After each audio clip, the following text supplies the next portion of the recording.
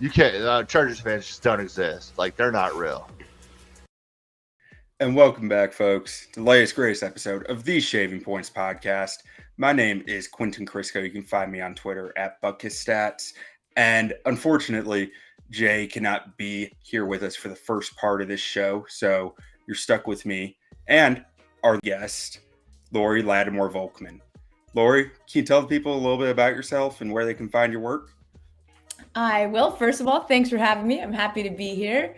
I am with SB Nation's Mile High Report, and you can find my work at milehighreport.com, and you can find me on Twitter at DocLLV.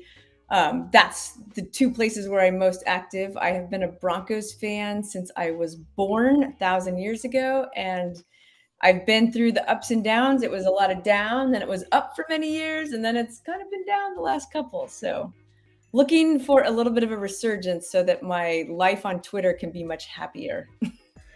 And I'll tell you, I've been staring at this Broncos roster and coaching staff for the last week and just going it's got to work, right? I mean, so let's just jump right in. What do you think the state of this team is? The roster, the franchise, the everything? Yeah, so that's a great question, and I'm glad you separated them because I think it's actually they could be very different answers. So let's start with the franchise. I think the franchise is in good shape. We finally got real owners. We'd been kind of in a state of flux where we'd had a trust who was operating the ownership after Pat Bowlen died, but before they found an owner, and that there were a lot of problems with that for a variety of reasons that don't matter, but no one to make the hard decisions, right? Yeah, and there wasn't enough accountability, and it allowed the franchise, I think, to kind of drift backwards without any real urgency to change it or to fix it. And I don't think it was anybody's and here for one example though, which could have changed completely the direction of the Broncos right now, but John Elway back in whichever year that he ended up, I think, hiring Vance Joseph. So it was kind of it was after Gary Kubiak retired. Yeah, still on the Super Bowl high, right? Yeah. And Kubiak did one more year, but then he decided that was enough. And, we went 8-8 that year. So it wasn't it was the kind of year where it wasn't terrible. We didn't win anything, but we had just won the Super Bowl. So you give yourself, and we lost Peyton Manning. So you kind of feel like that's okay. Right. We can handle one There's of those. There's some leeway there. Yeah. But then Elway wanted to hire Kyle Shanahan, and the head of the trust, cannot believe his name. I'm blanking on his name because it was so irritating, but he did not he had a big beef with Mike Shanahan years before. And I think I vaguely remember this. So he would not let Elway hire Kyle. And just, I don't know, I think if you think about what would have happened to the Broncos if Kyle Shanahan had come in. Whole different ball game. Yeah, and I think Vance Joseph did some things really well. I mean, he was good at defense, and he was a first-time head coach, and he had a lot of growing pains, but he also had a bad quarterback situation. And I think we know if there's anyone to fix or to change a quarterback situation, it's Kyle Shanahan. So I think we would have been in a very different spot with our quarterback problems, which we have continued to have the last 7 years or 6 years. So I think that kind of thing showed where the ownership really did hamper and hamstring the franchise, or the lack of a true owner. And it was in and out of the courts, and it was a huge headache and distraction, mostly for the administration, but it impacts everyone. It impacts the whole building, I think. So anyway, we got that settled. We have the Walton Group that's got a ton of money, and so far too, Greg Penner, who's the son-in-law, or maybe even grandson-in-law of Sam Walton, he has gotten really into the football side of it, not making decisions, but being very interested in the football and recognizing the importance to fans. And it's been really refreshing because Pat Bowlen was such an anomaly, for an owner. Like, he loved football. He loved the game. He was hands off, but he spent a lot of money on the facilities and gave Shanahan whatever he wanted, within what we could afford, but that was quite a bit. And he just did so much for the game, and we were very spoiled, to be honest. And then when you get new owners, you never know. Like, are they just going to be in this for the money? Are they going to care about the football? And Greg Penner, they're putting money into the same things Pat Bowlen put money into: fixing the facilities, upgrading the staff, upgrading the training facilities, and the health and nutrition, and like the yeah, weight like, rooms and yes, everything. right, and things that really matter to players a lot, and ultimately trickle down to affecting the performance of your team at some point. So the fact that he's really into improving football, but letting the coaches and everybody make all those choices, and not trying to make the decisions when in a place he doesn't know anything. I look at that as such a positive and a good future for the franchise down the road. And bringing in Sean Payton definitely shows that. And Sean Payton and Greg Penner get along really well. So we've got already a good head coach, GM and owner, good relationship there. So I think all those things are so healthy, and we probably overlooked them before, but after the past 6 years, it's been pretty obvious that you really need a good situation in all three of those spots to then be able to build your team the way you want to long term. Yeah. Now, about the roster, I would say, who knows? Just like you said, it should work, but it hasn't worked yet, and so there's a lot of question marks. And Russell Wilson's the biggest one, and whether Sean Payton is the kind of the magic wand there to get him back to where he was, or at least back to being good enough to lead a team really into some big wins into the playoffs. I think that's a little bit unknown. We're certainly crossing our fingers and hoping and assuming that it's going to be the case, but we don't know. And our best running back is coming back from a big knee injury. Our wide receiver room, we had injuries, and Jerry Jeudy was off and on. And we have players that should be amazing, but we just don't know yet. Yeah. And defense has been great and has remained really good. I think the question mark there might be leadership. Vance Joseph is known for being a good defensive coordinator, but we had a really good defensive coordinator last year, and we lost a few players. I think we replaced them with pretty much about the same level, but our secondary is a little thin, and so there's still some question marks of whether we can be as dominant as we've been. So I can't tell you how we're going to be as a team yet, but I think if this year doesn't work out, I think we have the ownership in place and we have the coach in place that'll ultimately build us to get us back to where we need to be within 2 or 3 years. Yeah. So there's two things you mentioned that really, the first really resonated with me, and the other is just something that I feel like I gotta say, because I spent way too many hours looking up a ton of data on it. But so the first thing about ownership that just loves football, and that really resonates with me as a Bears fan, and I feel like I need to say this about it. Like, one thing I always question about the Bears ownership is, like, I'm not sure they love football more than they love owning a football team. Yeah. It's like they're not invested in the sport, in the game. They're invested in the team that their great grandfather and grandfather started. Right. So it feels like different things, and I think you're right. I think that's the type of thing that does go down in the top down in an organization, that passion. Now the second thing is about Sean Payton. I mean, you don't find coaches like this much. You just don't. I mean, right. so you don't find Super Bowl winning head coaches very often, period.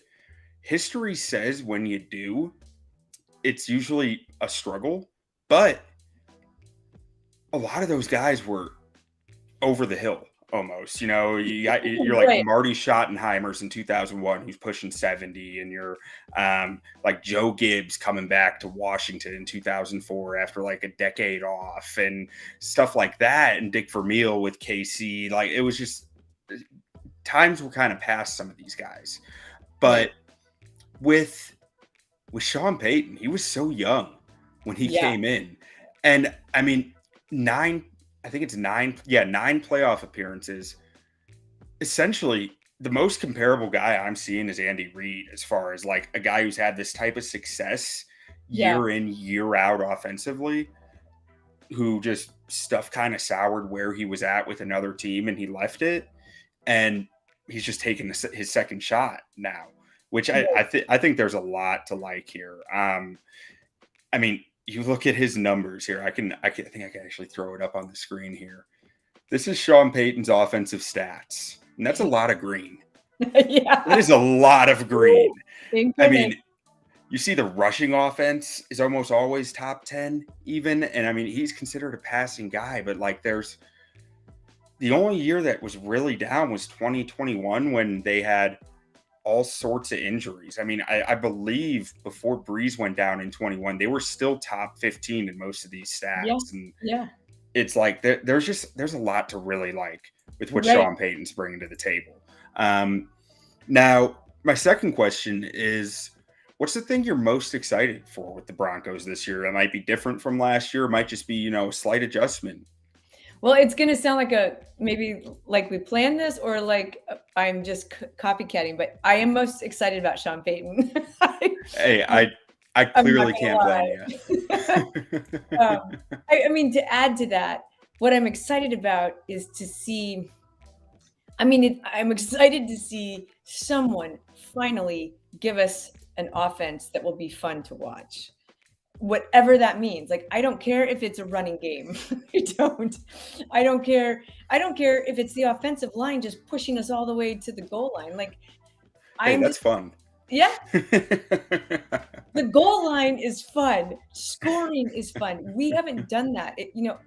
Last year, I just read this stat, which I knew but hadn't really remembered how really embarrassing it was. But so, the first 15 games, Nathaniel Hackett was the coach, and then he got fired with 2 weeks left, and we had he wasn't even our assistant. He was the guy. It was Jerry Rosberg was a guy that Nathaniel Hackett actually brought in to help him manage the clock, essentially manage the game in week 5, because he had done so poorly.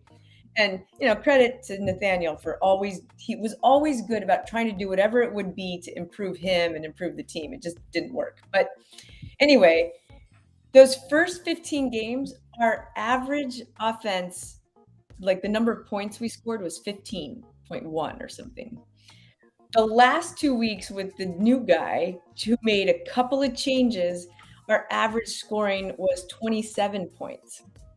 And that was like against KC on one of them and the Raiders, I think. So when you look at how poor our offense was, even with all these wide receivers that are supposed to be hot stuff, and with Russell Wilson, like we couldn't score more than 2 touchdowns most games.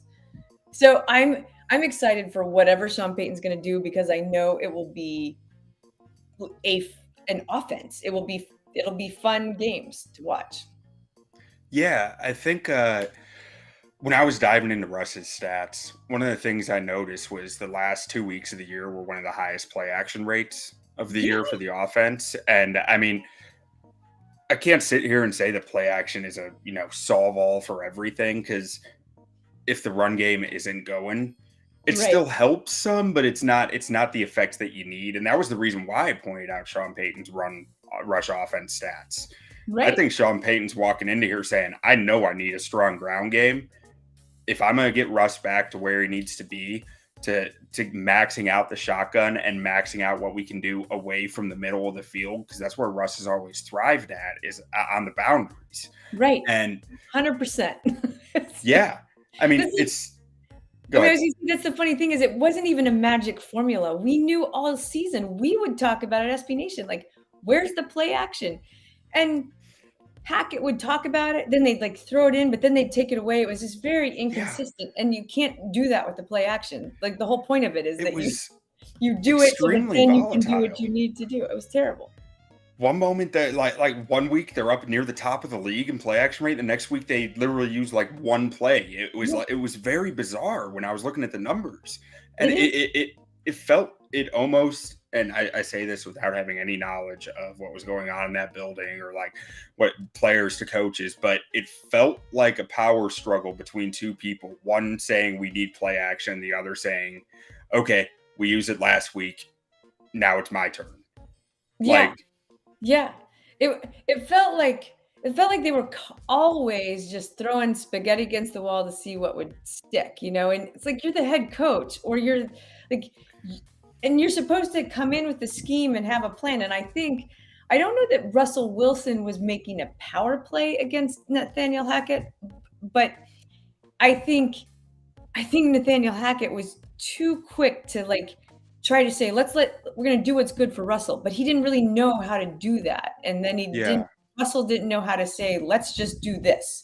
Like they were both too new at running the show because Russell always just did whatever Pete Carroll told him to do. I mean, Pete Carroll is a yeah. very domineering coach. And I think Russell Wilson didn't like that so much, and that's part of why he wanted out at Seattle, but he also didn't know how to just go in and do it. Like I think he wants to be a pocket passer and he's not, or I think he wanted to try that. But Yeah. anyway, what you're saying, I think is exactly what happened. I don't know why it was happening because it was funny because it wasn't like you had typical two really strong personalities going up against each other. It's almost like you had two people who really wanted to make it work, but couldn't let the other one just take charge or didn't know how to work that way. And so we were constantly no one could figure out what our identity was on offense. And Yeah. there's no way that problem will happen under Sean Payton. Like, No. no way. Everyone knows whose voice is loudest in the room Yeah. when Sean Payton's And I there. think that's also why it's going to be good for Russell Wilson because whether at whatever point last year I'm sure realized it wasn't working for him and he couldn't maybe do what he thought he was going to do. And so it humbled him quite a bit to the point where I think he will listen to whatever Sean Payton wants to tell him. Because at the end of the day, Russell Wilson wants to win also, and he'll pretty much do whatever that takes. So, and I think he trusts Sean Payton because, as you mentioned, I mean, he's got such a resume. Who's going to come in and say, yeah, you've won a Super Bowl, you've gone to the playoffs, but I don't think you know what you're doing. So Yeah. that's not going to Yeah. happen. I mean, I think there's something to be said for a guy. I mean, the New York Jets have some of it right now. You see what Aaron Rodgers is saying about what he wants their offense to be. And there's this nostalgia to be the Peyton Manning sitting in the pocket, tearing you up over the middle of the field into the danger zone because you're just that good. That's what every quarterback, I think, wants to be Yeah. at their heart. And it's Yeah. like a big part of it is NFL defense started taking that away a few years ago. Yeah. Like that's just not really there anymore unless you're otherworldly good, unless you're like a Pat Mahomes, which might be a dirty word to Broncos Yeah. Yeah, it is. fans. Yeah. Well, I think, and I even would argue, I mean, Pat Mahomes is amazing, but he's amazing athletically. And I think he's, very good, but Peyton Manning, and I even don't really want to admit this, but even like Tom Brady and probably Drew Brees, like those guys, they had a different skill set that you don't see in these other Yeah. quarterbacks, which was that anticipating what the defense was going to do because they'd done so much film study and they knew what the thing was that was likely to be done, and they could look at the formation and break it down in a millisecond. I mean, Yeah. Peyton Manning's ability to break down the defense so quickly and still get the ball off quickly is kind of otherworldly. Like but and he would not get away with that as much now because of the defenses, but he just needs another good they just still needed maybe one more half second from the offensive line and they'd have it. They Yeah. just have a mind for that I don't think most of our quarterbacks Yeah. have anymore because they don't learn it. They don't maybe need to have it. Well, maybe that's not right, but they haven't had to survive on it. Yeah. So, Well, I mean, the quarterbacks have been getting the position itself has been getting more and more athletic every year. right. It's become more of, you know, you You don't guys know that for sure add with ability. your quarterback. Oh yeah, we're very excited about that. But one other thing I pulled up for Russ here was I was trying so hard to find veteran quarterbacks who changed teams. Like I initially tried to find former Pro Bowlers who changed teams, but there's only like 4 of them, so it's not even worth looking for. But so I ended up settling for veteran quarterbacks, had been established starters in the league who switched teams, underwhelmed their first year, and Uh-huh. how they did in their second year. And so I end up with Jared Goff, Kirk Cousins, Carson Palmer with Arizona. I didn't count his Raiders stint in there. Yeah, right. And then your guy's old pal Jay Cutler, both of our pals, Jay Who's Cutler, your pal too. and then Matt Castle and Trent Green, and every Wow. one of these guys mentioned. So I mean, it's not the most impressive list. Don't get me wrong there, but every one of these guys mentioned were in the bottom 12 of the NFL in EPA per play their first year on the new team, and all except for one was in top 10 for EPA the second year. Oh, I like that stat. Nice to know. Yeah. The one was Jay Cutler, if that makes you feel warm and fuzzy. It does kind of. That was And then let's see, 4 of the 6 made the playoffs the next year as well, and 4 of those 6 had a change of offense. Oh, So wow. Well, that's I- that's interesting. I think there's something to be said for a guy having to look himself in the mirror after a year with a new team and say, like, I got to figure something out because I can't do this again. Yeah. Yeah. You mentioned Aaron Rodgers, and I will be really interested to see what happens there because, of course, Hackett is going to be his offensive coordinator. Yeah. And so, Broncos fans are going to be very interested just to see what happens to Hackett. But, I don't think Hackett will be running the show. I mean, I think it'll be just the same as it was at the Packers, where Aaron Rodgers will essentially Yeah. be the OC. And the head coach of the Jets is a great head coach. And so I imagine they'll work together more than Hackett and Salah will. Yeah. I imagine Solitude will. It's hard to say until like you see it. Yeah. Though. I guess it's like, I mean, being a Bears fan, I've seen some really good defense. Lovie Smith was a really good coach for us, but he could never figure out anything on the offensive side, So I just can't give someone that credit until I've seen it. Yeah. But with Hackett, I do worry a little bit if Rodgers' arm is at all tailing off. And like I mentioned, the ideal that these guys want to live up to, being that pocket passing slinger who can just tear you up over the middle. Yeah. If he can't nail those throws down, Hackett's the same guy who I think just like kind of get out of hand last year with a guy trying to be that. Yeah. I think what became very clear to me too, like there were all kinds of issues as we already talked about, but I just came away every week thinking he just really isn't as good at offense as we thought. Like, and we didn't understand that. I mean, we knew he wasn't calling the plays at the Packers. We knew that LaFleur was doing it, but we being ownership who hired him and whatever, just kind of let that slide like that. Well, that's okay. He had Aaron Rodgers and they had this offense and he'll know what he's doing. And I just think it became very clear he really doesn't know what he's doing. Yeah. He knows some football and he's been around football and I'm sure he knows some good offenses, but it's different to know offense and from also being able to apply that to the players you have. And he was just no good at doing that for us. Yeah. It's a very different game once like at that aspect beyond just knowing. Right. Now, one more question here for you. What's a change you're worried about or nervous about with the Broncos for this year? I should qualify that as I'm always nervous about everything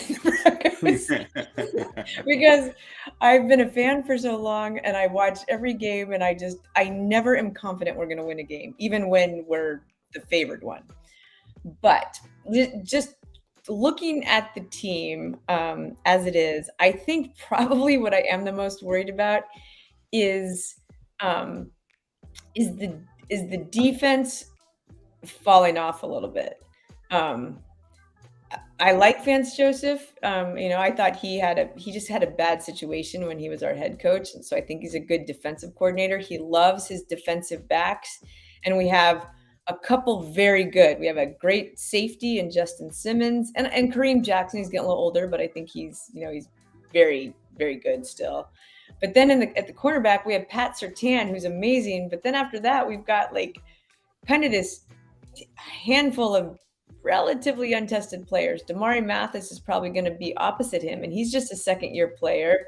And he had a little bit of a rough start last year, but kind of, he got a lot better. But I still feel like, for what it's worth, his stats came out really well by the end of the year. Yeah, they were like, definitely you could see that it was a roller coaster. Yeah, but like his overall stats did show something to be excited about. He did have some, and he did have some big plays near the end too. But then once you go beyond our starters, I feel like the depth is very thin. And when you're playing in the AFC West and you're playing the offenses that we're playing and you're playing the receivers we're playing, I probably am the most worried about our secondary, being able to hold up all season to the offenses we're going to play. I think that makes sense. And I think so for every one of these, I go through pretty much the whole roster, and I'm just digging in, and depth is really the biggest thing that I'm looking for. Edge rushing too. That's also another spot. And so I don't know if this is comforting or not.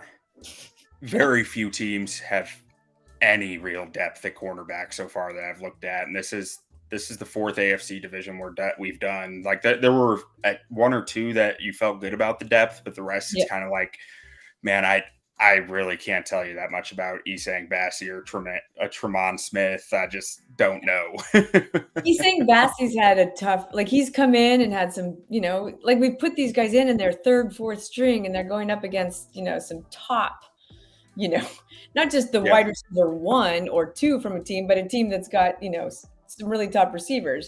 So he's, they've been highly tested, but he wouldn't make the roster on any other team either. He's definitely third string, fourth string, whatever he is. I do think Riley Moss has a chance to give you guys some quality depth there, though. And so our rookies seem impressive, but you never know because they're rookies. So you hope they get in, you hope they play, and that you hope that they are what you were hoping. That's another thing, though, with Sean Payton being part of this draft. And before the draft, I had been talking on a radio show, and I said, one of the things I'm going to be interested at the draft is less about the players and more about the power play between him and George Payton, the GM. George Payton loves to trade back and get a lot of picks, and he just likes to have a lot of picks, and he likes to that's not the New Orleans strategy. No, and no, it's not. And Sean Payton loves to get the better guy, and if he has a lot of picks, he'll trade them to go up, and and get trade 2 picks to get 1 higher pick, and that's exactly what happened. We ended up with only 5 draft picks, and last year I think we had 10. Before you get the undrafted players. So I thought to I like to see that Sean Payton's philosophy won out, because that means he was getting players he believes in, and he's had a pretty good record in terms of picking players and finding talent. So I'm hopeful that guys like Riley Moss and who's the other guy, Sanders, that these guys are going to be they're probably going to be playing, hopefully, maybe not right away, they'll be in there soon. So I did a lot of draft coverage this year, and I gotta say, I thought you guys got some of the most bang for your buck in the entire draft. As far as the players and where you got them. Like Marvin Mims is a guy I was high on. Drew Sanders, I thought, was a borderline first-round talent. He's a linebacker, so you weren't sure he was going to go that high, especially being a tweener linebacker. I'm interested to see what Vance Joseph can do with him. Yeah, because and he's probably perfect in a Vance Joseph defense. Joseph likes to use his linebackers a lot and use them even for DBs, kind of. So, yeah. And then, so I got to ask about the other guy who was one of my. I'm an offensive lineman at heart. I love scouting offensive line. I love watching it. Alex Forsyth was unreasonably one of my favorite players in this draft. The center, I picked at 257. I'm curious to see if he's going to push Cushenberry at all. I think a lot of people are expecting him to. Remind me though, did he drop because of injury? Probably. Usually when I like a guy this much and he falls this far, it means there's non-public injury information that's like really pushing him down. And so that would be what I imagine it was. But I don't remember any major injuries that were, clearly available. Yeah. Yeah. Well, I remember I followed Dane Brugler a lot, and he had Forsyth as I don't know, top 5 in his among the centers, in the draft, which seems like, so I think he had him in a high, 5th round, essentially grade, and we got him in the 7th. So again, great value, and potentially, I think, definitely a guy to push Cushenberry. Well, it'll be good because Cushenberry, I mean, it's been a little tough for him too. I mean, because our offensive line has been terrible, and I think sometimes he's looked worse than he actually is. It's partly just the position he's in, trying to do too many things, make up for too many, mistakes and weaknesses.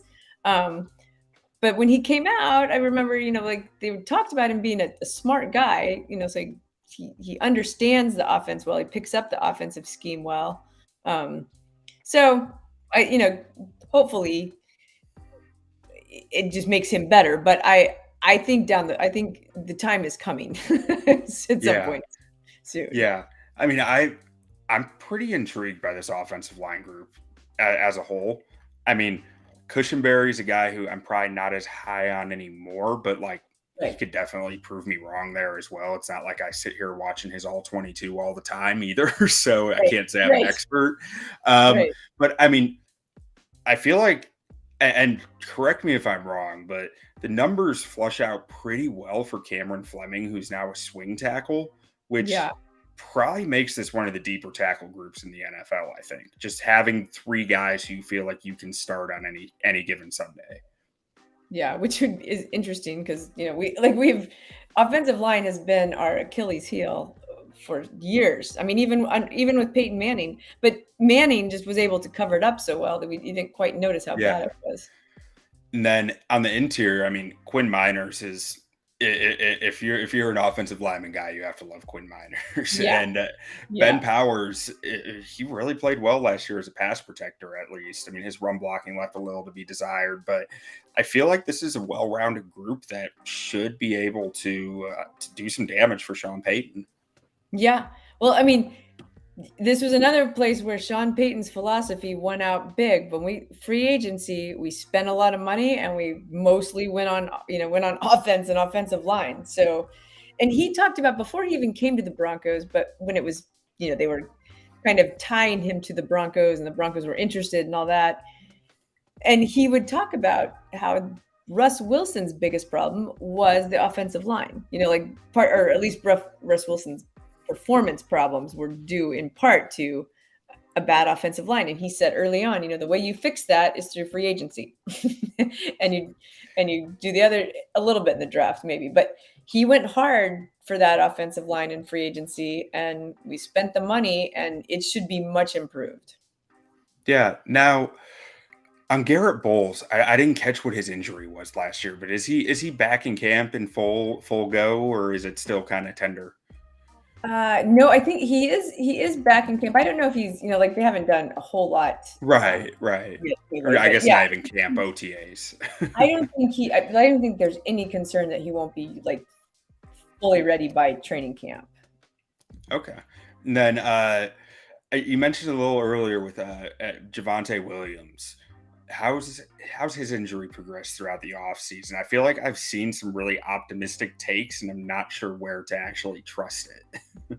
Yeah, well, it's been funny because there've been optimistic takes, and then it will seem like he's dipped backwards because you'll hear something that said he's not going to be ready, is going to be ready. It's going well. He's a little bit behind. Like it's been very, it's been kind of up and down the way the reporting's gone.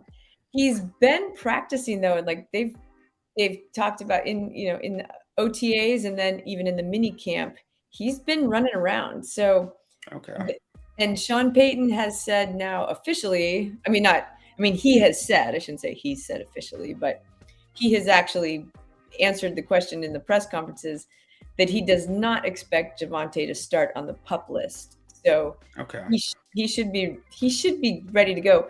Now, how strong he is and how much of a starter and back to full form by training camp and week one, who knows yet? They're not doing anything that matters yet. So. Yeah, right. And then I got one more question, or really two, but it's about one position on the offense here with the receiver room. So, I mean, I feel like we have a pretty good idea what Courtland Sutton is after he came back last year from the injury. And Jerry Jeudy started to really show some of what he could be last year. But where's Tim Patrick within this roster? Yeah, Tim Patrick is interesting. I think he's the kind of receiver Sean Payton will really like. So I think he'll actually, he's always been like on the bubble for the wide receiver group, like in training camp and making the roster. And it always would depend on if we're going to do 5 receivers or 6. And most people would put him back at 5, 6, 7. And I think last year he made the roster and was listed as 5, but then he'd be the guy. He was always the most consistent. He'd be back on the roster, but because other guys would get hurt, he'd be playing and he'd come up with big plays. He always barely drops the ball. I mean, I think he's a great receiver. He's a big guy. So big bodied and unafraid. So assuming his knee is in good shape and he's back on track, I think Sean Payton will use him a lot. Yeah, I mean, Sean Payton likes underdogs at receiver. You think back to Marcus Colston, and he's had a few other UDFA types like in his time in New Orleans that really kind of came up big for him. And then the other question I had at wide receiver is, how quickly, if at all, do you think Marvin Mims is going to push KJ Hamler for playtime or even steal playtime? Quickly? I do. I love KJ Hamler. I mean, I don't know if you know his story a little bit, but he had a tough time, not last year, but the year before. He had a major injury, like knee, hip. It was bigger than we knew at the time. We learned actually later in the offseason or in last year in training camp that it had been rough, and he went through a lot of depression, and he kind of had to really seek out some help, and he talked a lot about that last year in training camp, and it was great. It was great that he opened up, and I think it started a lot of conversations, not just with the Broncos, but among athletes in the NFL, and so he's a great guy. I just love his story, and I love the way he kind of attacked that whole thing that he dealt with. He went head on and said, I'm gonna do this right, and I'm gonna help myself and whatever. But he's fragile. He had hamstring injuries bothering him all last year. He's had, I think, some other problems still with his knee. So I just don't think he's got the stability to maintain a long NFL career, unfortunately. So I think Marvin Mims will push that spot right away. Okay. That's what I was hoping to hear, because I just drafted him in Dynasty the other day. So now let's take a look at some of the Vegas totals here. So at over under 8.5, you think that's high? You think that's low? You think 9 wins is a fair expectation for this team, or you think even 10, 11 makes sense, or do you think it's all too optimistic? No, I think it's actually a very fair prediction, maybe even a little optimistic. When it's funny, like when we get Sean Payton and we know we have all these weapons, and it's like you think as a Broncos fan, all right, this is the year we go to the playoffs. Well, to go to the playoffs, you pretty much figure 10, 11 wins, right? I mean, Yeah. now with the 17-game schedule, probably 11 at least, maybe 12, depending on your division. So when you go back and look at our schedule and you try to look at the games, it's kind of hard, honestly, to pick 11, 12 games that you're pretty sure we can win. Yeah. So I am hopeful we can win 9 and finally have a winning season. But I think that's going to mean we win a few games you wouldn't have expected. We don't lose some games. I mean, we lose some, but we don't lose as many as we could actually. we get away with a few, is what I'm getting at. So I'm gonna put my optimist hat on and run through this schedule. So Raiders, that's a win. I like Washington, that. that's a win. In Miami, In September, in Miami, yeah, that's a loss. it is a loss. In Chicago, That was tough. I'm not sure I can go against my guys. I probably should. I'll give them it because I think that's the logical answer. I'm going to give it to the Broncos, but Yeah. there's just a lot of questions on the Bears like that can flip it for me. Right. The Jets at Mile High, I'll give them that one. I think the Jets have a lot of changes coming in, and they're coming into Mile High in October. I don't think that's easy. Right.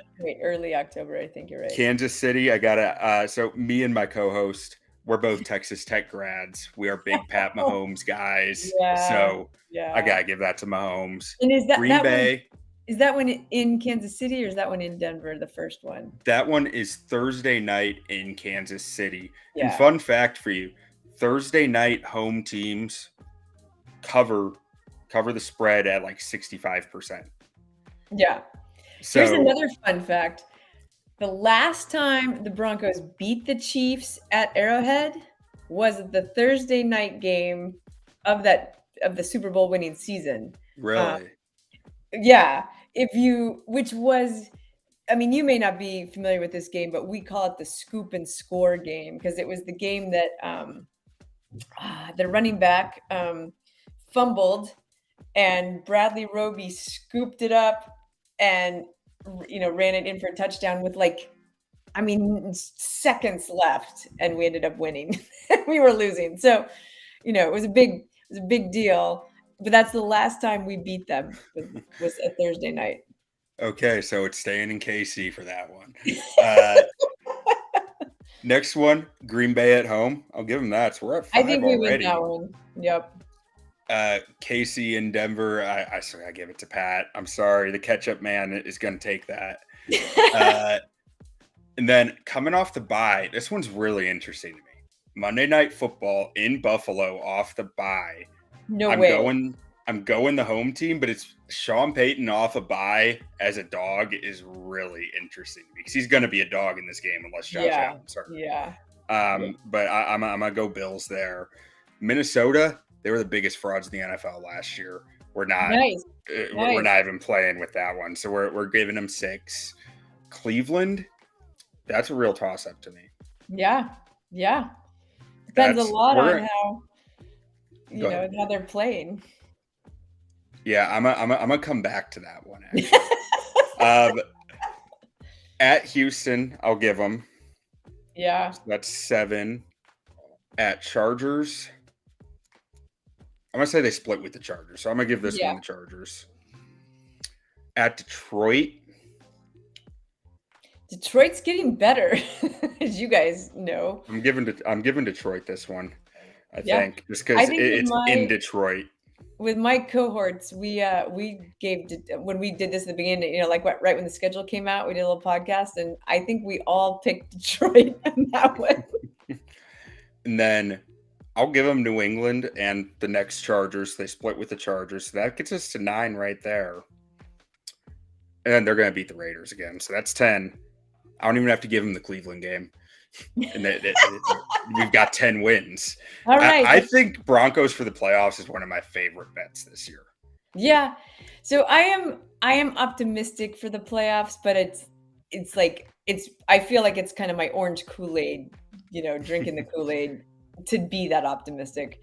But I tell you, I'm a little worried about that first game against the Raiders, and I shouldn't be, but it's the first game and there's so much riding on it. It's at home. There's going to be a lot of pressure. Everyone's going to be looking to see if Russell Wilson's better, if Sean Payton knows what he's doing with us, Yeah. and those games are sometimes the ones where I feel like we fall flat, the big hype. So I don't know. I'm kind of worried about it, even though maybe I shouldn't be worried about the Raiders.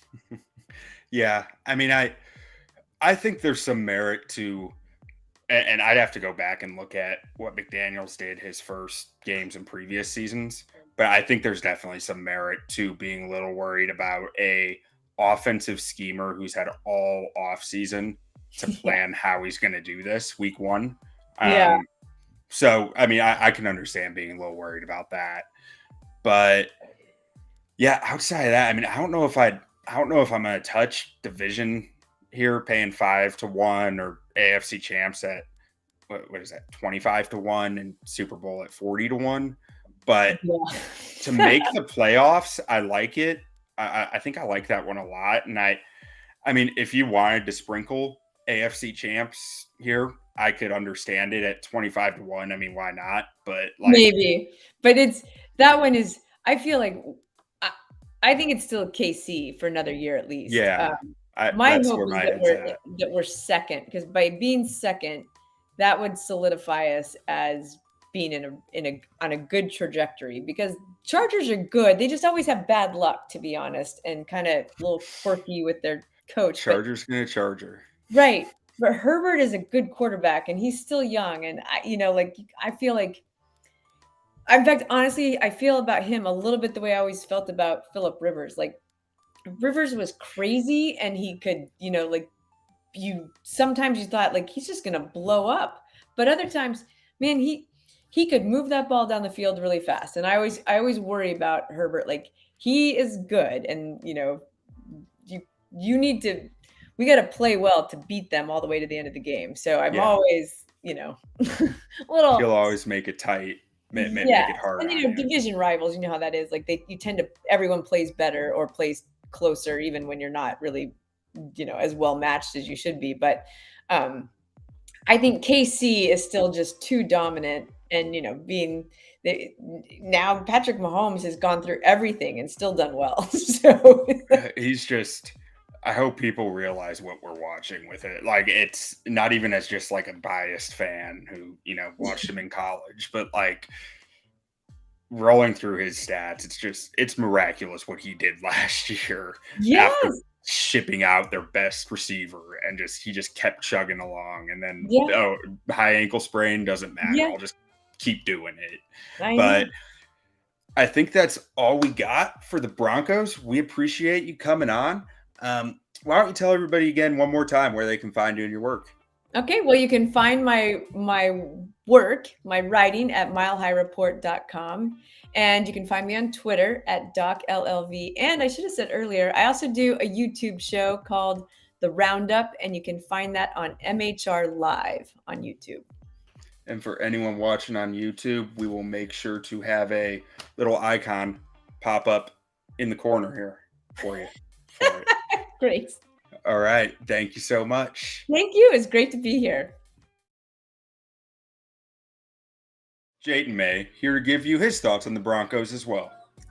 Yeah, sorry about that. I missed the first part of this. Got called out for work. But looking at this Broncos team, I think I really expect Russell Wilson to bounce back to what he was in Seattle with that Sean Payton offense coming in here.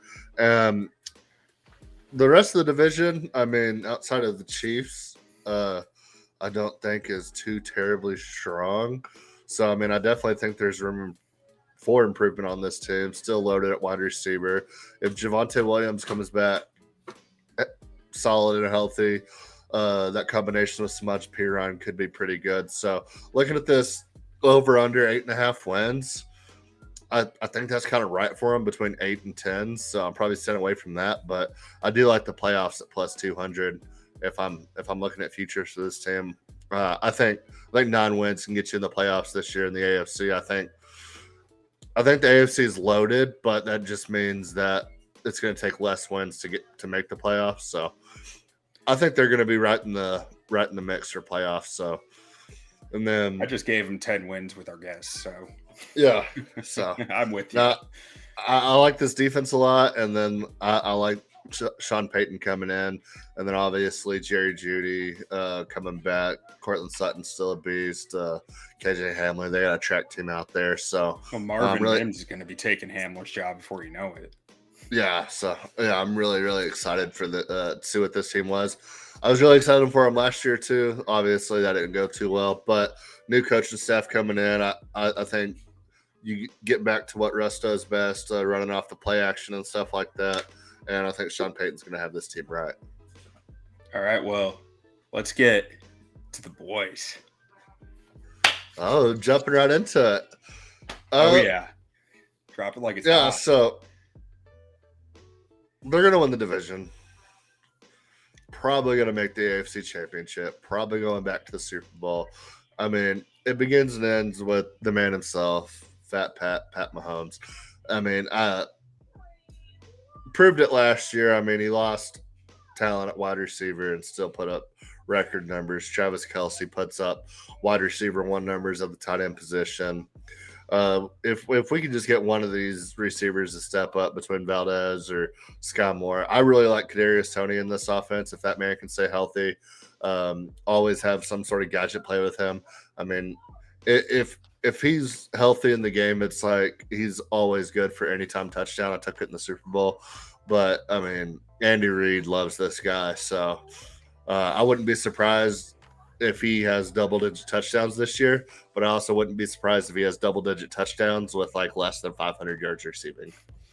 Double-digit touchdowns on single-digit touches. basically, but no, I like this team a lot. Isaiah Pacheco really came into his own last year.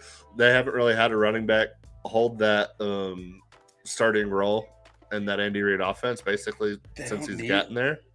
This might be one of the deepest running back rooms in the NFL, and it doesn't have a star. And that, I'm cool with that. I think Pacheco could be a star. Jerick McKinnon, Clyde Edwards-Helaire is still there. If you have your top 2 backs go down, you still have Clyde Edwards-Helaire and LaMichael Pirine behind him, who, sure, he hasn't done a lot in this league, but he's better than most teams' 4th stringer. Yeah.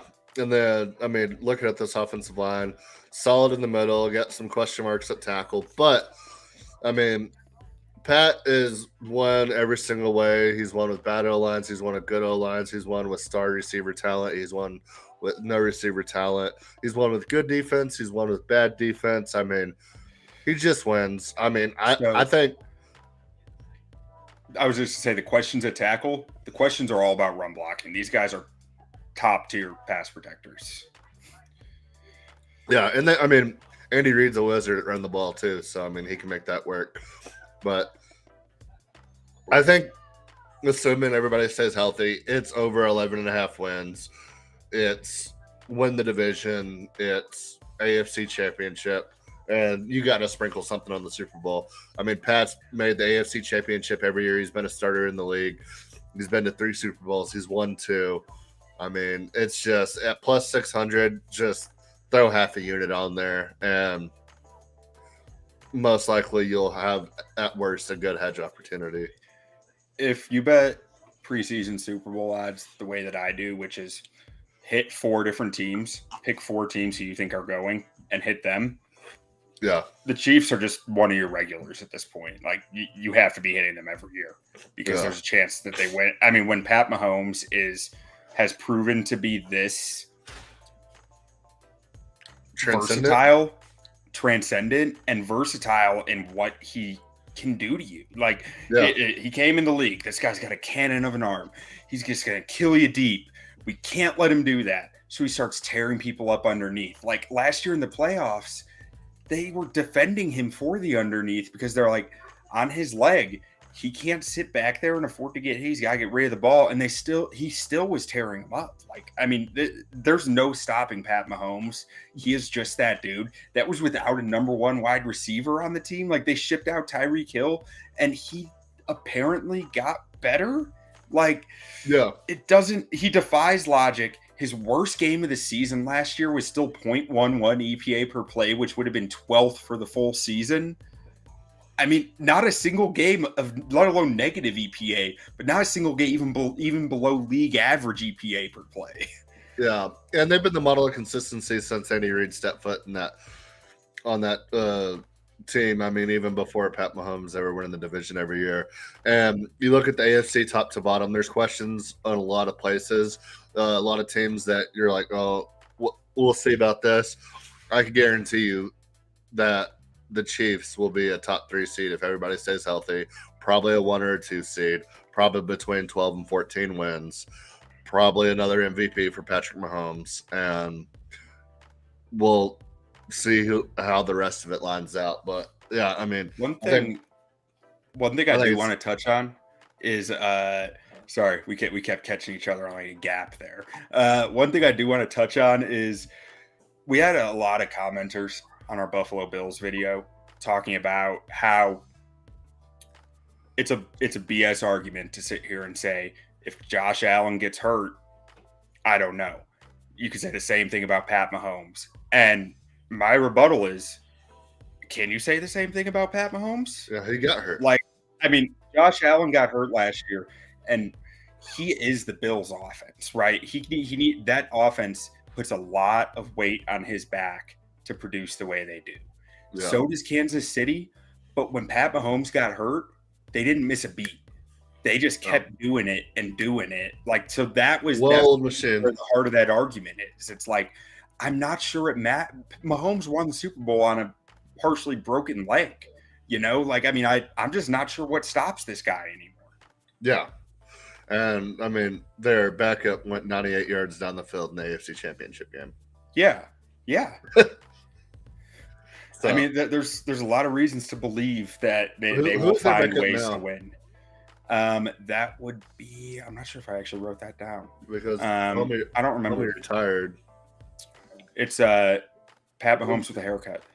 I wouldn't be surprised if it's like Colt McCoy or something, but yeah, it don't matter. But then, yeah, there's nothing really else to say about this offense other than it begins and ends with Patrick Mahomes. Pacheco's really good for him. Hey, Travis Kelce's for Sky Moore and Rashee Rice. I didn't even like Rashee Rice in the draft, but I like Rashee Rice on the Chiefs because it's the Chiefs. Yeah. I mean, like I said, they just need one guy to step up here, and it could be Valdez-Scantling, it could be Kadarius Toney, it could be Sky Moore, it could be Rashee Rice, who knows?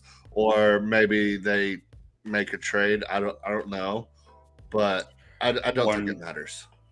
One interesting thing, Noah Gray came on late last season, their backup tight end. Yeah. And Jody Fortson even a little bit, but more Noah Gray of like they might be able to start getting dangerous with the 12th personnel. Yeah. And I mean, Travis Kelce tight end, but I mean he's your wide receiver one, really. Yeah. Now on defense, this D line starts and ends with Chris Jones. Like it is everything for them. If there's one player I am worried about injury wise, like derailing this team, it's probably Chris Jones. Yeah, but I mean, so you got really good corners in McDuffie and Snead. Nick Bolton's one of the best linebackers in the league. I love Justin Reed. I loved him in Houston. I love him on this Kansas City team. Maybe we can see a leap for Karlaftis here coming into year 2. For what it's worth, his advanced metrics were not super promising last year. Like, not that that's everything. Tape is going to matter more. I didn't sit here and grind the all 22 on George Karlaftis, but like his metrics are just okay from last year. It's not like super exciting from what I can tell. Yeah, but worst case scenario, you have a defense that lets up points, and I don't think anybody in the league wants to get in a shootout with the Chiefs. Yeah, and I mean they added a few different nose tackles here. They went and got Danny Shelton, who hasn't really played many snaps since 2020, but he's still there. They drafted Keandre Coburn out of Texas to beef up that middle. Like they're trying to make sure they can stop the run a little, I think. And then, I mean, Michael Dana did some nice stuff as a pass rusher for him last year in limited snaps. So, maybe you have a little something extra there. But the overall, the depth on the interior is really worrying. and the depth on the edge is really, really worrying. What I want to know is, I don't know what the money was like, what was offered, but Nicole Hardman has to be regretting that decision going to the Jets right now. He had to be the fifth string wide receiver. To be the fifth string wide receiver. Even if he's better than other guys on the field, I mean, Aaron Rodgers has his buddies in there. And plus, there was already the field. And it was already a stacked wide receiver room to begin with. Like, I don't know. I don't know what influenced that decision, if it was just purely money based, and then they just kept everyone and signed more people. And then you're like, well, fuck. But yeah, would you rather be the fifth wide receiver on a Jets team making an extra couple $100,000 a year, or have a chance to explode in a Chiefs offense and get 10x paid what the contract? Or even if you're going to be fifth string on either one, like, would you rather be the punt returner in the Super Bowl, like, or with a better chance at the Super Bowl? Like, I think that makes sense. I don't know what the specifics were. Maybe it was so much more money that, I mean, you always got to take care of you first. I mean, I'm not saying that, but I'm saying if the numbers were close, he's got to be just kicking himself. Yeah. One thing I want to mention about the Chiefs defense, though, it seems like they always get better late in the season, every single year under Spags. And it's something that Spags really does well. He paces his defense for the marathon of the season, and they'll usually be like near 20th in the NFL for the first half of the year. But then the second half of the year, they're top 10 in almost everything. Like, they were 10th in EPA per play, third in success rate from week 9 on, 9th in dropback EPA per play, 5th in dropback success rate, 6th in rushing success rate, 14th in rushing EPA per play. Like, they became a really good defense as the season was closing out, which I don't think is a coincidence. Spags tends to get crazy in the first half too. Like, he blitzes like crazy in the first half of the season. Yeah. And then he starts throwing change-ups in the second half, and it's got, because everyone's been studying their first half film and going like, this is what we're seeing, these are the trends, and it's just like he completely throws it off. I love Spags. He's wild. Yeah. So, I mean, I could talk about the Chiefs all day, but I don't know what else there is to say. I mean, they're the best team in the division. They're probably the best team in the AFC. They're the gold standard right now in the NFL. To me, the question, until they're dethroned, I mean, they did lose a lot this offseason, but like, I feel like they covered it mostly. Outside of edge, that's the one spot I'm still worried. But honestly, or edge and interior low, but honestly, there's some guys that I wouldn't be shocked if they go out and grab. Like, if you're a veteran free agent, this is where you want. I mean, I saw a list of free agents today, and there's still tons of people out there, especially looking for 1-year deals and stuff like that. And also on top of that, I mean, unless Patrick Mahomes renegotiates that contract pretty soon, it's going to be the most team-friendly contract in the NFL in 2 years. Yeah. And then the one other spot that is a little concerning is safety. Second-round pick from last year, Brian Cook, is probably jumping into the starter role with Juan Thornhill leaving town. So that's a spot where you just don't really know what you have yet. But, I mean, we'll see. I trust this coaching staff to develop and get it right. Yeah, no, I agree 100%. Best team in football. I mean, reigning champions, been to 3 out of the past 4 Super Bowls. Like, dude, I mean, do you see the 8 straight playoff appearance, 7 straight division titles, 1 head coach in the last 5 years, only 18 losses in the last 5 years? That's what Pat Mahomes in the last 5 years. 5 straight AFC Championship appearances. Yeah, it's just disgusting. Yeah. All right, moving on to the formerly San Diego Superchargers. Yeah, Chargers are going to Charger. I don't know. Here we are again. Great team on paper. I don't know why they drafted Mike Williams when they already have Mike Williams. What's better than one Mike Williams? Quentin Johnson Mike is Williams. He's a reincarnate of Mike Williams. Maybe he can stay healthy. I don't know. I think he's a little bit. He's pretty different, like stylistically, like frame and athleticism. I think they're really similar, but he's not the aggressive downfield go up and get it guy that Mike Williams is. I don't think that's just not his play style. I wasn't a big fan of him in this draft, going as early as he was going. He ended up going 21. Yeah, I think 21 was fair for him. I thought the top 10 was a little much. So 21 sounds more right, actually. I just remember all the mocks. I was like, this is not a top 10 to 14 guy. But a guy that big, that fast ain't getting out of the first round. So that makes that tracks. It kind of falls on Justin Herbert here. I mean, what Justin Herbert are we going to get this year? Because if he can get to what he can be, then you got a squad here. I mean, you got Rashawn Slater, one of my favorite offensive linemen in the league. Corey Linsley at coming back healthy. Center. Austin Eckler just putting up stupid numbers year after year after year, it seems like. And then he's only good at running the football in the red zone, though. Still good numbers. And then Everett played well for him at tight end. And then you go to defense, and this is one of those teams where it's like you can be a casual fan and you can name 7 guys in their defense. You're like, oh, I know who that is. Eric Kendrick. Oh yeah, I know who that is. Derwin James. Oh yeah, I know who that is. Asante Samuel Jr. Oh yeah, I know who that is. Joey Bosa, Sebastian Joseph Day, Khalil Mack. I mean, they just got dudes that people know, and a lot of them are good. Man, or it should be good. So I'm going to start with quarterback here. Justin Herbert, I want to give him a break, right? Fractured rib cartilage in week 2, 6 to 7 week recovery time, played through it, probably extended a little bit, tore his labrum in his non-throwing shoulder last year, had off-season surgery.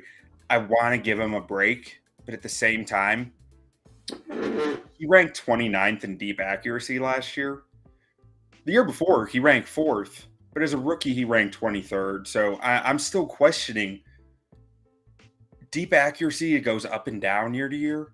Which one is more reliable? The one that he's done twice or the one that he's done once? Intermediate accuracy, ranked 21st last year, 20th the year before, 30th the year before. Again, I'm sitting here questioning, these numbers should be better. He is a better quarterback than that. And I'm not sure why they are so rough. I want to give him the break for the up and down play. His season was an absolute roller coaster. 7 of his 17 games last year, he had a negative EPA per play. 4 of the games, he was just average. 6 of the games, he was above average. So he was bad more often than he was above average, which is not – that is the definition of a roller coaster, right? That's like in Chicago, we called that good Rex, bad Rex. That's not the play that you're looking for. Yeah, I mean, and granted, he is not Rex Grossman in his bad days. Rex Grossman in his bad days was unholy. But anyways, I'm rooting for Herbert.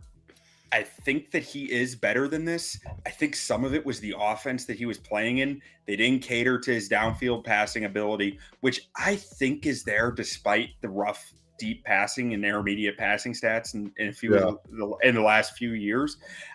The arm talent's there. You watch the tape, you see it. You see what this guy can sling, how he can sling the football, and you want to believe it. But the numbers are not showing that through, and I'm not fully sure why. I think you get him in a bit more play action. He ranked 12th in play action use last year, which is solid, but 38% of his touchdown passes came on play action. He only used it 28%. I feel like there's probably some disconnect there. Get some better running game around him. Austin Eckler's great. He's awesome.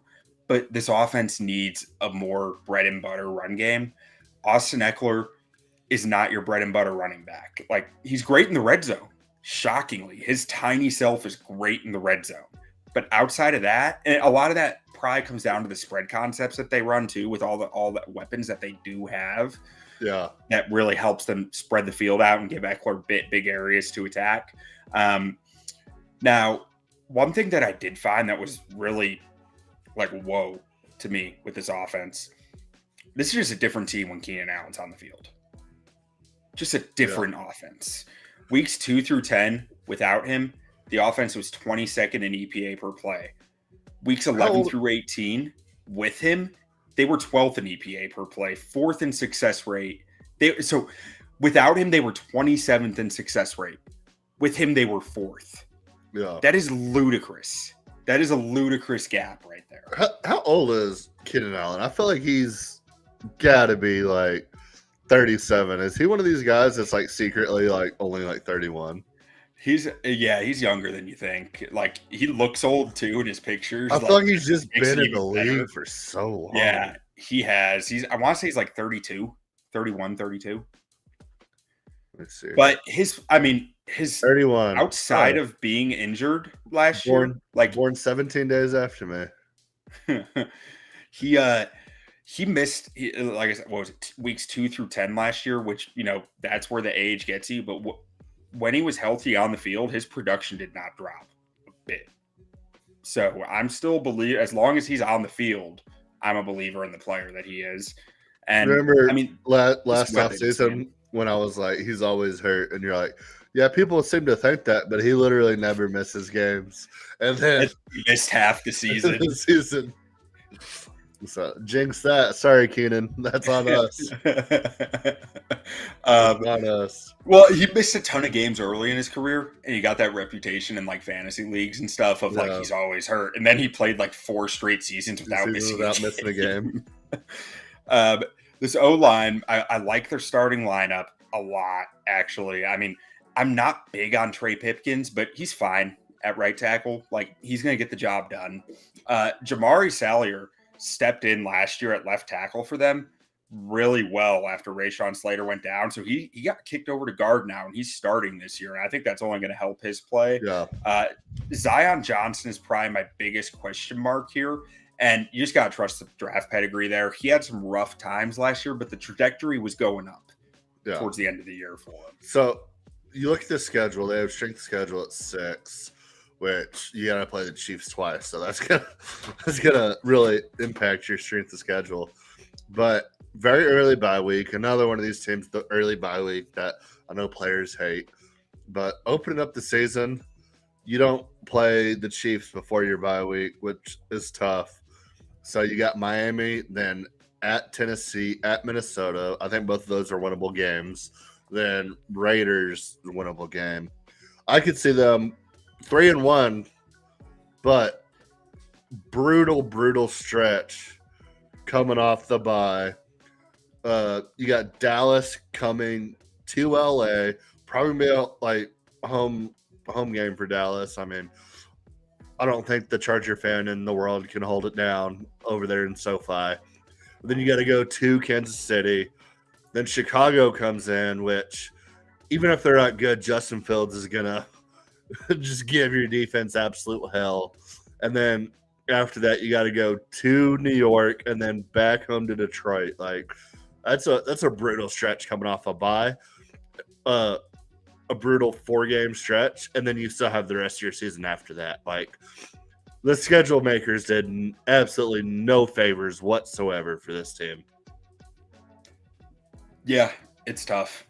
It is just this is just a brutal schedule for them. Then you end at home against Kansas City. It's like, so the only thing good about Kansas City being your last game is that there's a good chance they have the division wrapped up and you're fighting for a playoff spot, and maybe they beat you out of spite so you don't make the playoffs. Or hopefully that best case scenario for the Chargers, the Chiefs have nothing to play for week 17. Man, I don't know. I'm just skeptical on this roster. I'm not going to lie. This defense feels so top heavy and just extremely reliant on Derwin James, Joey Bosa, Khalil Mack, and Asante Samuel. Yeah. Joey Bosa hasn't been healthy for even most of a season. It feels like Khalil Mack I'd have to double check that number, but yeah. When Mack and Bosa were on the field together, they were pretty darn good, but they weren't on the field together very often. Yeah. And really, I look at this interior D line, and I don't see anyone who I'm confident at being a plus starter. No. And funny thing about this team or the quarterback position, remember, like, immediately after everybody was like, oh, Herbert over Tua, like, can't believe that was ever debated. Herbert's so much better, blah, blah, blah. And, like, now we're, 3 years in, and it's like, Tua's pretty freaking good. And Herbert is a roller coaster. So it's like, was it the steal of the century like it was brought up to be like a year in? I think it's never as bad as it's made out to be. It's not, and it's never as good as made out. Like, it's always more in the middle. Like, I'd probably still I think take both teams Herbert are still of the happy. two, but like, it's I don't think Miami still like holds any regret over taking Tua, and I don't think the Chargers are like, oh man, like, I wish Tua would have fell to us and they took Herbert. I mean, I feel like both teams are happy with who they got, but I just remember like that first couple seasons, everybody is like, oh my God, can you believe the Dolphins passed on Herbert? Like, what an idiot franchise. And it's like, oh, maybe it wasn't so bad. I'm willing to bet some of that was Dolphin scouts leaking it. Yeah, probably. Because that room was pretty divided. If memory serves correct. But you look at my Miami stats with Tua on the field, and it's like, oh, yeah, he's that dude. Yeah. Now, my big question for this Chargers team is, how are they going to stop the run? This was the worst run defense, one of the bottom 3 run defenses in the NFL last year. And you got 2 teams in the division that I would assume Broncos are going to try to run the ball. Yeah. And Raiders definitely going to be running the ball. Yeah. So you got 4 guaranteed games of people wanting to run the ball within the division.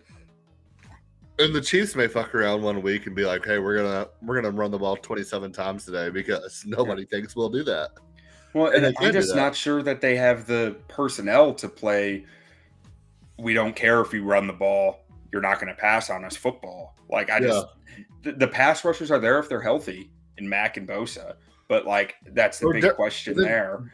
Derwin James is one of the best safeties in the NFL when he's healthy. But, I mean, he hasn't really stayed healthy. James I feel like he's more of a Swiss Army knife than a guy that you really want to just say this half of the field is you. Like, or this quarter of the field, we're going to condense it down for you and you're going to get a bunch of interceptions. Like, I don't think that's the player he is. I think he's an outstanding football player, but I think it's just a different role that you tend to play him in. Travis Kelce's worst nightmare. Yeah. Well, and really the thing that gets me is this cornerback room. And it's the big wild card here. You can get past the run defense just being bad and having a scheme that you're saying, run it all you want on us, we don't care, because you have a quarterback who is really talented. And if J.C. Jackson is anything close to what you paid for, you can do that. But if he's not, this all gets really quickly. No, he did. He was benched last year and then he got hurt. Oh, I thought he was still hurt. He's recovering. He should be ready for camp, is what I read. But Michael Davis came in and played pretty darn well in his stead last year. But the other big question here is Michael Davis doesn't play nickel. J.C. Jackson doesn't play nickel. You have 3 outside corners, and Jasir Taylor is your starting nickel right now and largely unproven. Only played 17% of the snaps last year. And you really have very little behind those 4 guys. Like, I can see this getting ugly really quick for them on defense. Yeah. Yeah, I mean, the thing about the Chargers is always about health. I don't know if it's cursed or what, but nobody on this team can stay healthy. Rashawn Slater went down last year. Keenan Allen went down last year. Joey Bosa went down last year. I don't know if Derwin James went down, but I feel like he goes down every year. As good of a player as he is. He's been pretty healthy. He played 80% of the snaps last year. Okay. So, Yeah, he's coming into his own there. Santa Samuel either got hurt last year or his rookie year, or was His last rookie year? year, he played 93% of the snaps last year. Okay, so he started to stay a little bit healthy. But, I mean, it just Chargers are going to Charger. So, I mean, looking at the one total, 9.5 seems super high. If I'm forced to take this, I'm taking the under. I think 8 to 9 wins is perfect for this team. Playoffs Now- at even money. I was just gonna say, I think the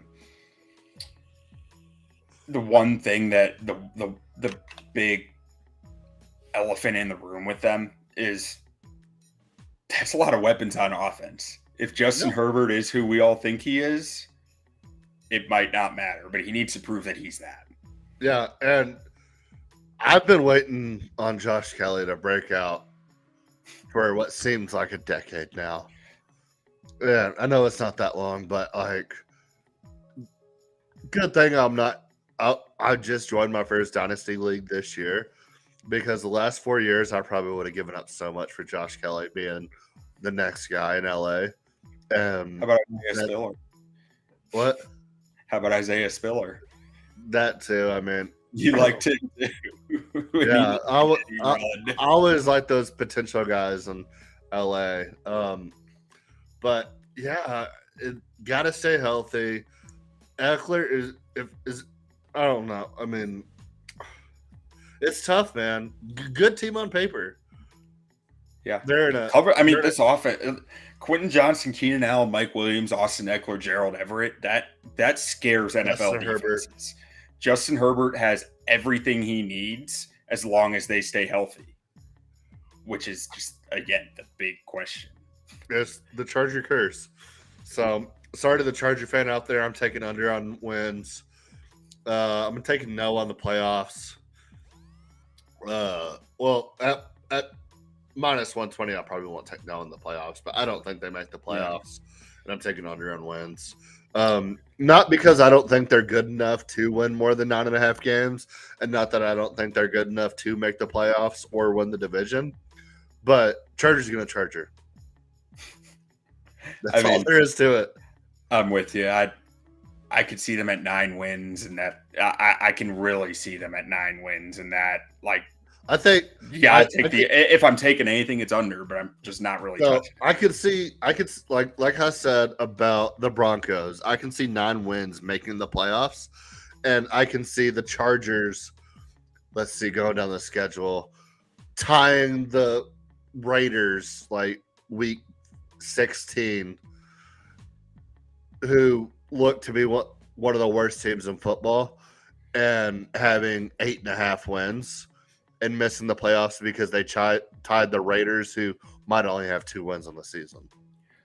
I feel a lot more like that feels right. Yeah. I feel it's a lot more likely that this is the year that Brandon Staley gets the boot as opposed to gets a contract extension. You know what I mean? Like it feels like it's trending the wrong direction for him, and it gets harder and harder to turn that around, I think. And not say he can't, because he can, but like he's got to do it. You got to do it. Obvious police. They'll go hire Lincoln Riley. He doesn't got to move. Yeah, there you go. Trying to get Cliff his OC. Run it back, boys. All right. All right, let's get to the Raiders. The Raiders.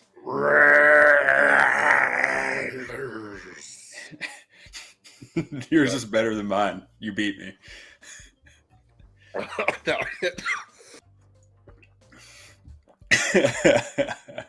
Okay, so I'm very skeptical on this roster as well, this more than the others.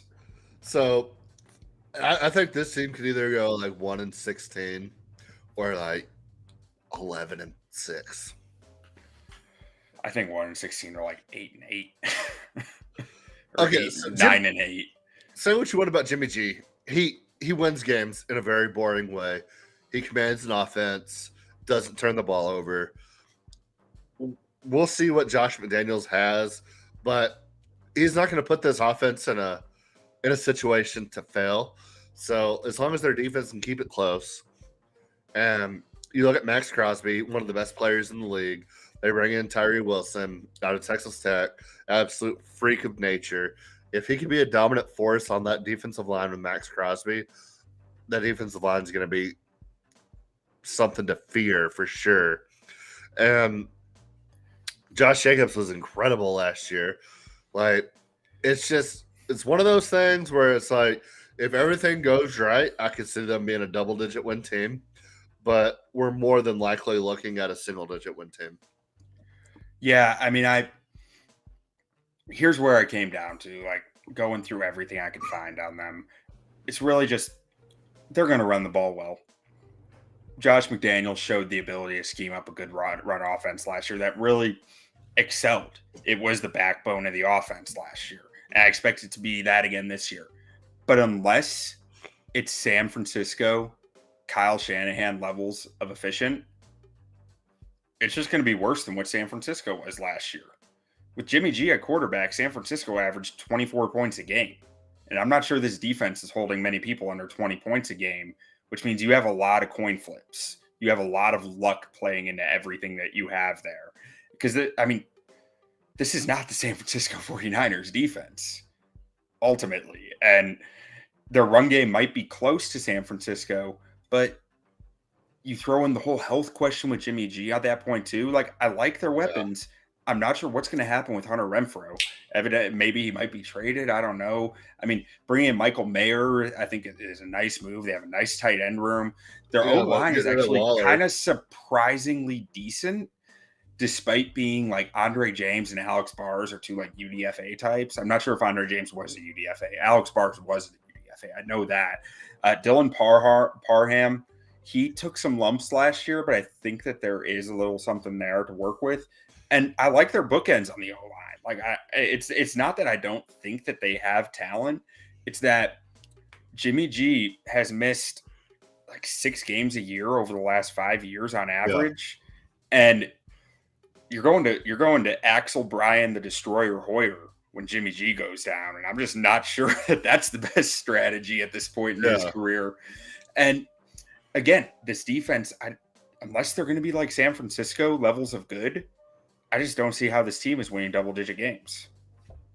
So, I mean, if Chandler Jones can play at a high level and Max Crosby continues to be Max Crosby, which is, in my opinion, the top 3 defensive player in the entire league, and then you get high production out of Tyree Wilson, that's going to elevate the entire defense when you got three guys on the defensive line that can absolutely wreck your shit at any given time. I think that's going to help.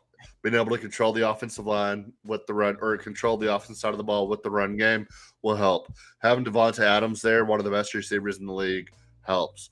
Michael Mayer, one of the best receiving tight end prospects we've seen in a very, very long time, helps. And then you still have Jacoby Myers, Hunter Renfrow, maybe. Zamir White, I like a lot. So, I mean, there's things to hang your hat on here. And as we looked at the schedule, I mean, supposedly they have a harder strength of schedule than the Chargers do. But when you break it down, like, I like the way the schedule breaks for them. Like, going to Denver week 1. Denver's a hard place to play. They're more talented than you. You have to go there week 1. Let's say you can go and get that win. And then you go to Buffalo in September. Like, there's not a better time to play in Buffalo than September. Then you have Pittsburgh coming to you after that, which isn't the worst thing in the world. And then you have Chargers, Green Bay, Chicago, Detroit, Giants, Jets. Pretty good stretch there where best case scenario, you can win some games there. And then you go to Miami, and then Kansas City comes in. 2 tough games, but you have a late bye, which is good. So if you're anywhere close to being in the hunt at that point, a late bye is incredible. And then especially considering you come off the bye with Minnesota and the Chargers coming to you, and 2 more winnable games there. I mean, we don't know what Minnesota's going to look like. Chargers are always hurt at the end of the season. And then you end the season going to Kansas City, which you got to do either way. But a late game at Kansas City, if you're going to play Kansas City, hopefully it's late in the season, I always say. And then at Indy and then Denver to finish it off. I mean, for the second hardest strength of schedule, I think it breaks for them in every way possible to like set them up for success.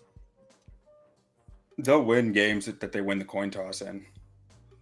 Yeah. I think it's as simple as that. I mean, I look at this schedule, I see a bunch of teams who are going to be really good at running the football whenever they want to. And I am not sure that this offense can play from behind. Jimmy Garoppolo, since getting to San Francisco, is 6-10 in the only 16 games where he was asked to throw the football at a 60% clip. Yeah.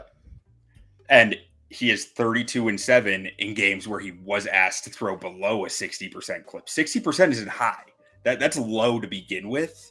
So, like, this is not a quarterback that they can't run the ball. Put the weight of the offense on. And if they fall behind, this offense might shatter. Like, he has a negative EPA per play in those games where he's asked to have that higher usage rate. And the reason I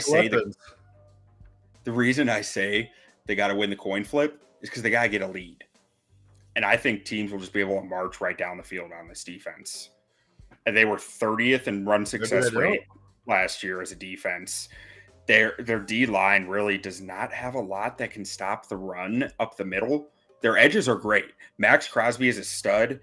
If Jones can become close to what you paid for, you are excited. I think Tyree Wilson might even end up kicking inside here and there just based on the way the rosters plays out here. But that's all pass rushing stuff. Crosby can play the run well. Tyree Wilson can play the run on the edge. But, like, up the middle, they don't have a linebacker on this roster over 235 pounds. I guess I will come to. They better. Like, they need some size, man. This D line is lacking run stuffers. Their linebackers are light, and their safeties struggled to tackle last year. I'm just not sure that any team is going to even try to pass on them. Yeah. So, are you in the? So let's put this Raiders team. You're in two different categories. Are you a don't sleep on the Raiders believer, or are you tank for Caleb Raiders believer? Tank for Caleb Raiders believer. I think that's the right move. I think bringing in an elite quarterback into this and give yourself time to build on a rookie contract with a guy like Caleb Williams. This seems really well constructed for him. A lot of optimism there. But if Jimmy G goes out there and wins you 7 games, that could absolutely train wreck your entire future for the next 8 years, I think.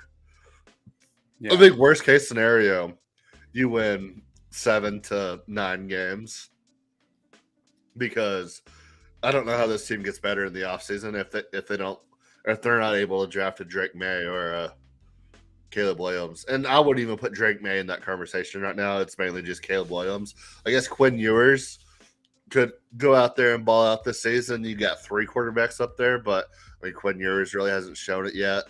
There's a lot of questions with his throwing mechanics. Yeah, so I mean, we're hoping and praying on guys that aren't Caleb Williams, but Caleb Williams is one of the most surefire prospects I've seen in a long, long time. There's some advanced data that says that, like, it loves Caleb Williams, but it says you should also love Drake May. Like, there's some advanced numbers that are really impressive for Drake May. They said the same thing about Sam Howell before the year that he had. No, analytics didn't say the same thing about Sam Howell. What did the analytics say about Sam Howell? People on Twitter who saw highlights like me said that about Sam Howell. Well, what did the analytics say about Will Levis? Because Kentucky fans were convinced he was the best quarterback in the nation. They didn't say anything very good about Will Levis. I didn't think so. Still not a believer in Will Levis. Drafted him in Dynasty though, because he went to a good coaching staff, and he has all the intangibles. He's just not a good quarterback. Shout out for Nate Hobbs, though. Nate Hobbs is a baller on this defense. I do like Nate Hobbs. Shout out Nate. And Amik Robertson doing his thing at like 5'7". He's a baller at that height. Same with Duke Shelley. But like having two of those guys starting at the same time is worrying to me. So I don't know what the value is here. I would say if you can get alternate odds on like under 5 wins at plus money, that would be the play here, because I'm absolutely taking under 7.5 wins.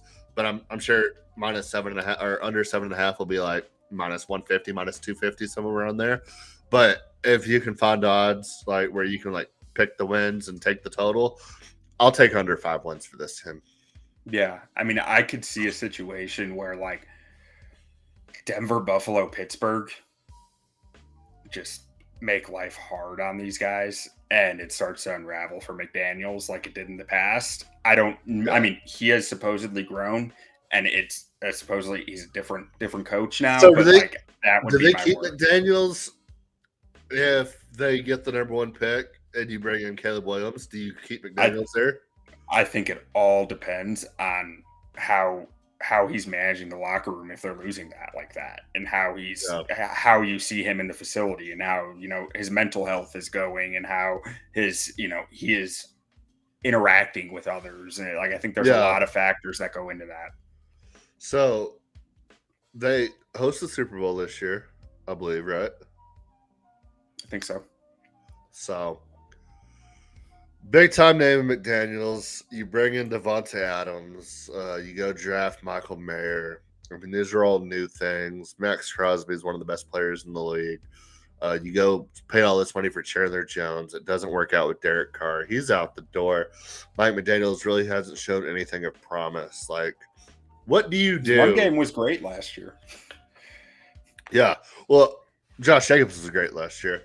But what do you do if you're the Raiders, if they are mediocre? What do you do if you go 6-11 or 7-10? That's the worst case scenario. You'll be just stuck in picking purgatory. You'll be picking 10-12. Trade up. Trade up. Trade up. After Justin Fields balls out and the Bears have like the number 2 pick from Carolina, fingers crossed. Not that I don't actually think they're going to be that bad, but if it all goes right, gonna be good. Go trade up with the Chicago Bears and get your quarterback. Yeah, but I mean, you look at the teams that are going to be bad, and I don't know.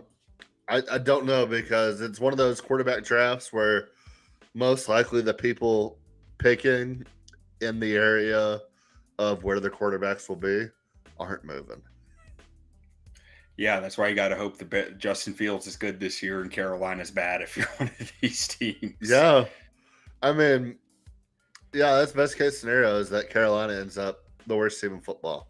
But I don't think that's the case. I love their roster, and they're in the worst division in the NFL. We'll get to that in a couple of weeks, but yeah. But all right, so looking at this division as a whole, I mean, I think it's the Chiefs. It's the Chiefs. Chiefs for the AFC Championship. Chiefs for the Super Bowl. Give me Broncos make playoffs. Give me Broncos make playoffs. I'm down with that. I think 2 teams make playoffs here, and I think it's Broncos Chiefs. I think the Chargers are capable. I'm just not betting it. Chargers are going to Charger. On paper, I mean, they could compete for the division, but we've seen it year in, year out. Chargers going to Charger. Charge it up. So who are we not sleeping on out of all the teams we've covered so far? I mean, the Broncos are too clear of one, I think. I don't think we can say the Broncos, so it's still gotta be your guys. I forgot who my guys are. The Texans, baby. Oh, yeah, CJ Stroud and the boys. Yeah, we're not sleeping on the Texans. They get one more receiver in that room. Woohoo, man. Yeah. We don't. I couldn't. I know I like the Texans this year, but I was like, I had a brain fart on who we've already covered and stuff. So, yeah, definitely not sleeping on the Texans. I think that's got to be the clear pick. So far, yeah. I want to get because I think the NFC is going to have the biggest don't sleep ons because it's so weak. It's weak and wide open all at the same time. So, um, do we have another AFC division? Nope, we're moving to NFC next week. What are we doing? NFC South next week?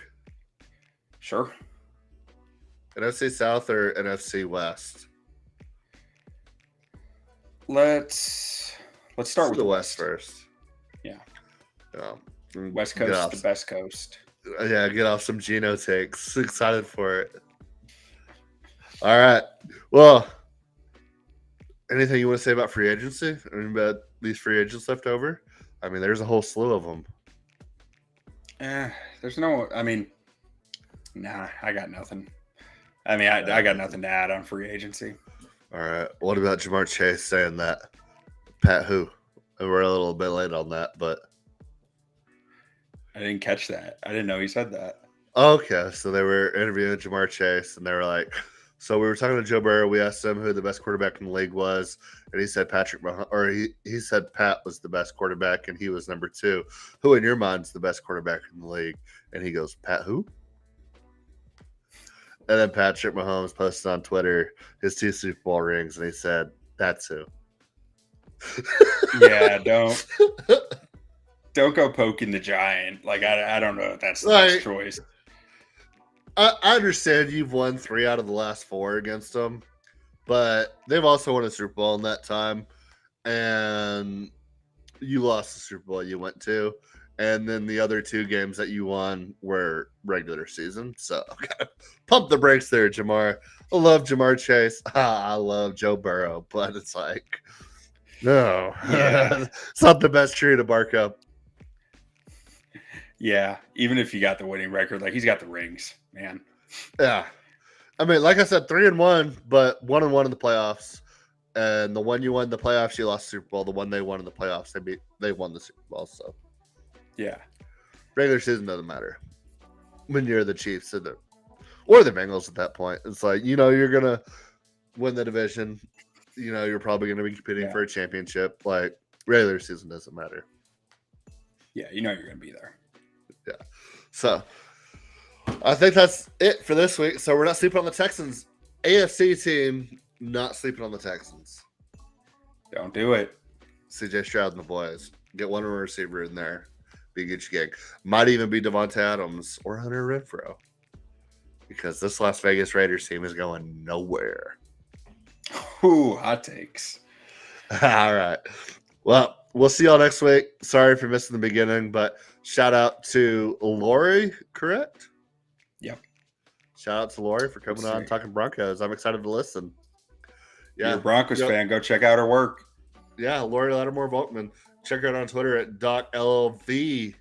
And thank you so much, Laurie, for joining. Sorry I couldn't make it, but appreciate your time. So thank you so much. And we will see y'all next week. Don't sleep on the Texans. Adios.